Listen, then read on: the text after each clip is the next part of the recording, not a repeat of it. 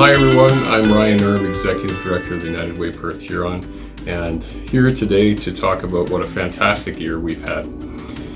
While there are hard things that the United Way deals with all the time, I just want to be celebrating so many great things that did happen within our organization. A record fundraising year again, 5 years in a row growth, and we're really excited that we continue to expand our campaign because that means we can help more people in our communities.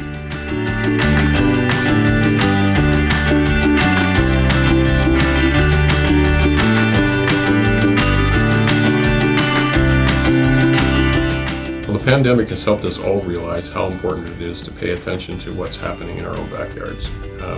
We very quickly recognized the value of our relationships that maybe we couldn't continue. We very quickly recognized how important it is for us to take care of people in our own communities that are challenged with difficulties. It doesn't mean we ignore what's happening abroad. There's challenges world over, of course.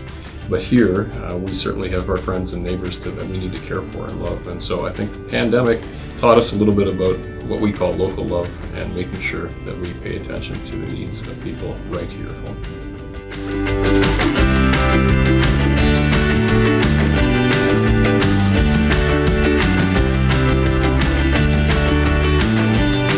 Our organization is 100% local. What we do is focused on this community, on your community. And we are here to work with you to help solve the unignorable issues of our day. So things like poverty, of course, things like domestic violence, and things like isolation. So all these social issues that we're facing day to day with our neighbors, our friends, the people that are living right next door to you is the United Way's job. This year, the United Way was very focused on the issue of homelessness because it's been growing as a result of the pandemic and other factors in our community for some time. Not the least of which is the rising cost of housing, which is pricing some people out of the market and pushing them towards experiencing homelessness perhaps for the first time. So we are challenged in our community, and the United Way stepped up to lead conversations around that challenge, working with many partners who do fantastic work in our community, and came up with the idea of opening what we're calling connection centers. So these centers are very important because they provide for basic needs for people who are experiencing homelessness and other people who are vulnerable in our communities. We provide at these centers laundry facilities, showers, basic needs like hats and mitts and those sorts of things, along with food, helping people in their day-to-day challenge.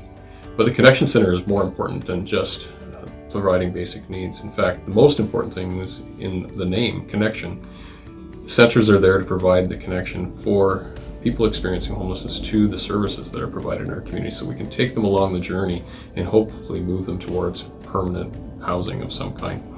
And that takes a lot of work and effort and bridge building, a lot of love from volunteers and very skilled workers at these locations, but we're very pleased to see the early days and how these opportunities have been helping many across our region. In addition to our connection centers, the United Way is very involved in trying to end homelessness. We are serving on committees that are pushing for that very thing, and we are pushing the federal and provincial governments on various policies to try to change the circumstances in which we live in our community. But an important local intervention that is along those lines is what we call a living wage. And so each and every year we calculate the living wage, and it gives us an opportunity to talk to employers about helping to pay people the amount of money that they need to live and work in their community. So we don't end up with people making those difficult choices between the hydro bill and the grocery bill.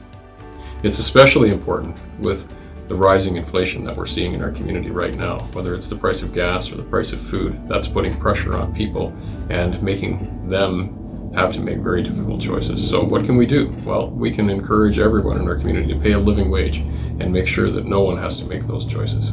Also locally, we are really spending a lot of our time and energy on launching what we're calling the Community Renewal Company.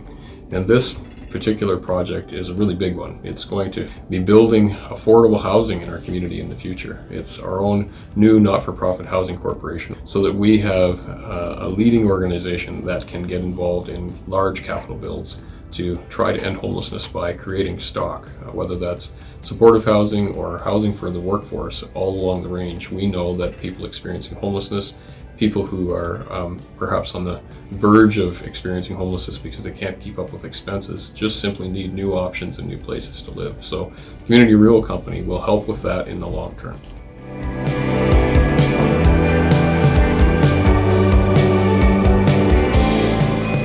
We're very thankful for this past year. So many good things happened, including the United Way being able to help more than 37,000 people. It's fantastic. The growth of our campaign is wonderful because it allows us to help more people in our community. But in addition to that, I want to take the time to thank volunteers. They have made the hugest difference possible. The United Way would not be successful without our more than 600 volunteers across the region. Volunteers that are helping us identify social issues, volunteers that are helping us solve social issues, volunteers that are raising money. All across the board, they're critically important to our organization, and I want to express my thanks. Now, to our donors, we can't do it without you. You're investing in this community, and we want to say thank you, a heartfelt thank you for another record-breaking year.